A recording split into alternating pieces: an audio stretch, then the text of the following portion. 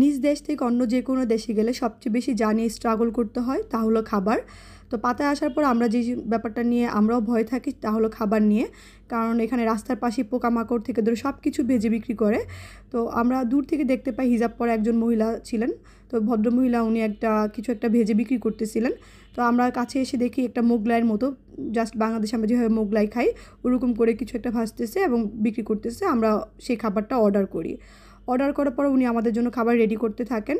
সেই খাবারটা as like Mughlai বাংলাদেশের, উনি প্রথমত মোগলাইয়ের মতো করেই ডিম দেন। আমরা বাংলাদেশে মোগলাইতে ডিম দেই। এরপর উনি একটা কলা নেন, কলা নিয়ে সেই কলাটা কুচি কুচি করে দিয়ে দেন।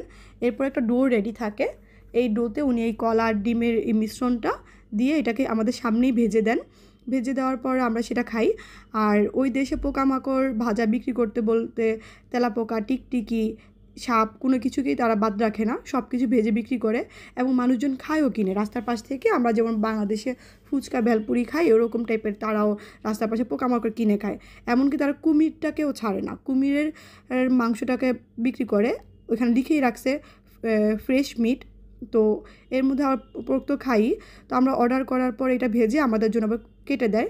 উনি এটাকে পিস পিস করে মোগলাইয়ের মতো করেই কাটে দেখি। তারপর এটার উপর উনি আবার কনডেন্স মিল্ক আর চকলেট দেয়।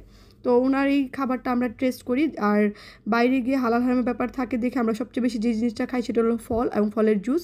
তো এখানে পাতায়াতে ফল এবং ফলের জুস খুবই প্রাইস কম এবং খুবই টেস্টি এবং অ্যাভেলেবেল সব জায়গায়। এর মধ্যে আমাদের এই জিনিসটা আমরা কীভাবে খাবো, কী করবো, এইভাবে আমার দেখাই দেয়। আমরা এটাকে খাচ্ছিলাম, খেতে যথেষ্ট ভালো ছিল এবং প্রাইসও অনেক কম। চাইলে আমরা এটাকে বাংলাদেশেও ট্রাই করে এভাবে খেতে পারি।